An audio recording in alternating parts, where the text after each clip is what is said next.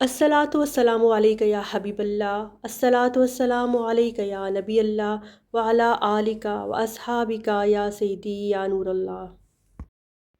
अस्सलामु अलैकुम व रहमतुल्लाहि व बरकातुहू। प्यारे दोस्तों, रेज़न से बनी ये खूबसूरत कोस्टर हज के मौका पर गिफ्ट के तौर पर दी जाती है।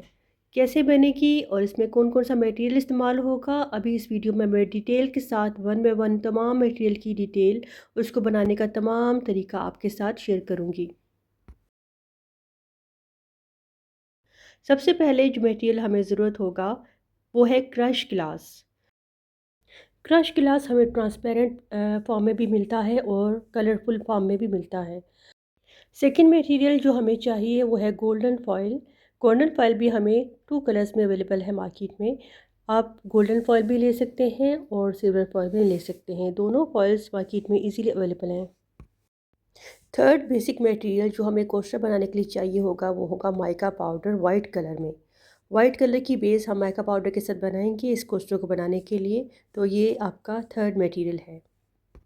माइका पाउडर भी आपको हर कलर में इजीली मार्केट में अवेलेबल है।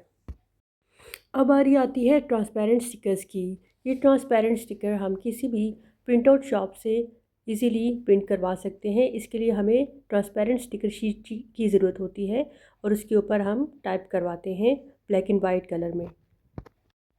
और अब बारी आती है रेज़न एंड हार्डनर की। रेज़न एंड हार्डनर दोनों केमिकल्स हैं और इन दोनों को आपस में मिक्स करके हम रेज़न मटेरियल तैयार करते हैं। कैसे बनाएंगे हम इसको डिटेल के साथ आपको बताते हैं। तो चलिए बिस्मिल्लाहिर्रहमानिर्रहीम। हमने इसको सबसे पहले एक विंग स्केल लिया और उसमें हमने डिस्पोजेबल गिलास, मिक्सी स्टिक ली और अपने रेज़न को हमने पोर किया। कितना पोर किया? हमेशा हम इसको 2:1 के साथ मेजर करते हैं। जैसा कि अगर हम रेज़न ले रहे हैं 100 ग्राम तो हम हार्डनर लेंगे 50 ग्राम, और इसी तरीके से अगर हम रेज़न ले रहे हैं 60 ग्राम्स तो हम हार्डनर लेंगे 30 ग्राम्स। सो रेज़न की रेशो 2 है और हार्डनर की रेशो 1 है। ठीक है, अगर हम 200 ग्राम्स ले रहे हैं रेज़न तो हार्डनर होगा 100 ग्राम। तो हमने ये दोनों को डिस्पोजेबल गिलास में मिक्सी स्टिक की मदद से मिक्स कर लिया और मिक्स करना है आपने 3 to 4 मिनट्स। ठीक है, इससे ज़्यादा कम नहीं करना है। और मिक्सिंग के लिए आपको एक प्रोसेस को फॉलो करना है, वो है क्लॉकवाइज। आपने क्लॉकवाइज मिक्सिंग करनी है रेज़न और हार्डनर की, और बहुत आहिस्तगी से करनी है। बहुत तेज़ी से आपने इसके अंदर मिक्सी स्टिक को नहीं मूव करना, आहिस्ता आहिस्ता से इसको मूव करना है, क्लॉकवाइज मूव करना है, ताकि इन दोनों केमिकल्स को मिक्स करते वक्त हमारे बबल्स ना बने। बबल्स तब बनते हैं जब हम अपने रेज़न और हार्डनर को बहुत तेज़ी से मिक्स करते हैं और उस वजह से ये बबल्स बनते हैं। ये बबल्स कैसे रिमूव हो सकते हैं? ये रिमूव हो सकते हैं हीट गन की मदद से। जब हम मिक्सर को मिक्स कर लेते हैं उसके बाद हम उसको एक 1 मिनट का गैप देते हैं। 1 मिनट के लिए उसको रेस्ट डाउन रखते हैं और रेस्ट डाउन रखने के बाद 1 मिनट के बाद उसके सारे बबल्स जो उसमें बन चुके होते हैं वो ऊपर की तह में सतह पर आ जाते हैं।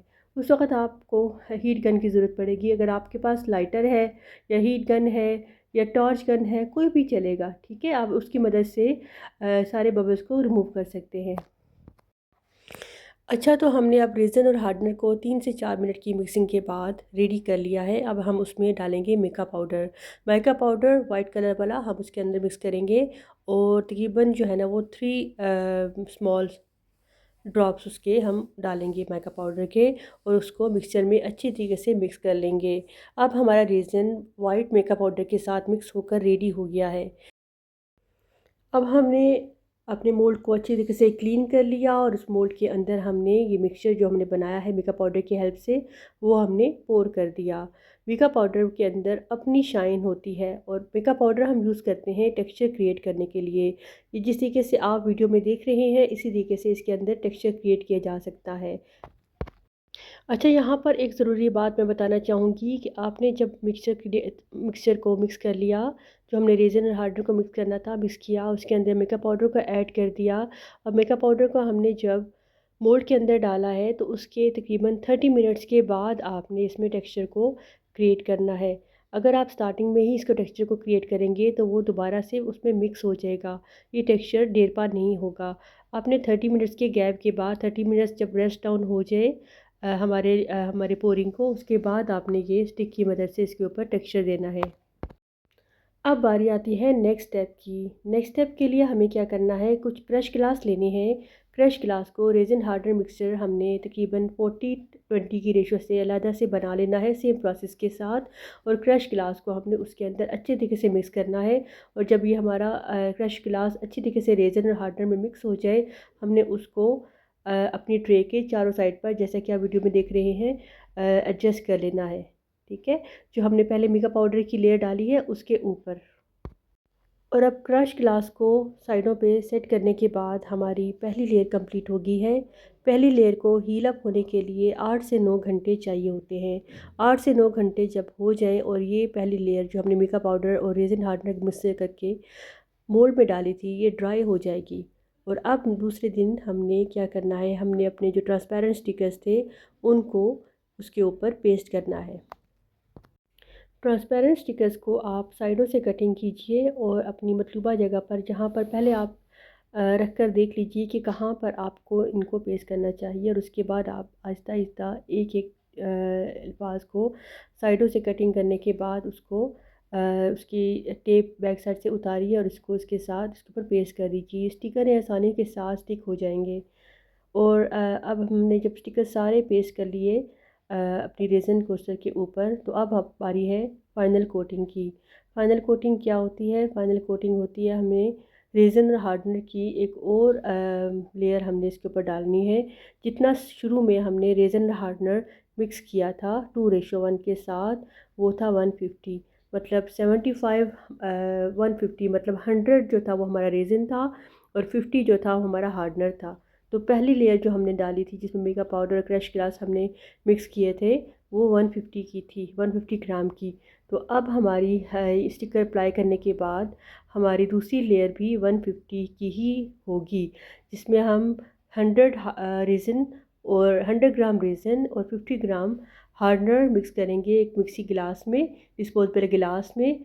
और स्टिक की मदद से उसको 3 to 4 मिनट्स तक अच्छी तरीके से क्लॉकवाइज मिक्स करेंगे, बहुत ही आहिस्ता की स्पीड में।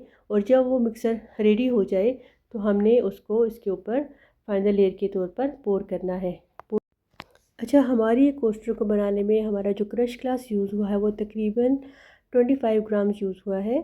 और जो हमारा रेज़न है वो पहली लेयर में रेज़न और हार्डनर मिक्सचर 150 था। और अभी सेकंड लेयर जो हम फाइनल लेयर बनाएंगे उसमें भी हमारा रेज़न हार्डनर जो है वो 150 ग्राम होगा टोटल। 150 ग्राम का मतलब ये है कि 100 उसमें रेज़न होगा, 100 ग्राम रेज़न और 50 ग्राम हार्डनर होगा। तो दोनों फर्स्ट और सेकंड लेयर जो हम कंप्लीट करेंगे वो टोटल फिर इसके अंदर हमारा मिक्सचर 300 का होगा। 300 रेज़न हार्डनर 150 पहली लेयर में और 150 दूसरी लेयर में होगा। और इसी तरीके से यही क्वांटिटी हम जो है ना वो मेजरमेंट रखेंगे 2:1 के साथ। और लास्ट में स्टिकर ऐड करने के बाद हमने इस पर फाइनल पोरिंग करनी है 150 ग्राम जो हमने रेज़न और हार्डनर मिक्स किया था उसकी। ये जो पोरिंग होती है ये इसलिए करनी होती है कि इससे हमारी प्रोडक्ट में एक तो स्टिकर अंदर फिक्स हो जाता है। और दूसरा ये कि हमारी प्रोडक्ट की फ़ाइनल शाइन जो है ना, वो पॉलिशिंग जो है ना, वो इसी से आती है।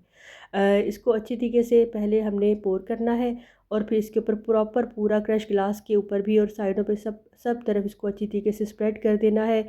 और 1-2 मिनट के बाद अगर बबल्स कोई ऊपर आते हैं तो उनको हमने हीट गन से रिमूव करना है। और उसके बाद इसको दोबारा से 8 घंटे के लिए ड्राई होने के लिए छोड़ देना है। और इन 8 घंटों के बाद हमारी रेज़न कोस्टर बनकर रेडी हो जाएगी और आप इसको मोल्ड से डीमोल्ड कर लीजिए। हमारे चैनल पर आने का बहुत शुक्रिया। Please like and subscribe.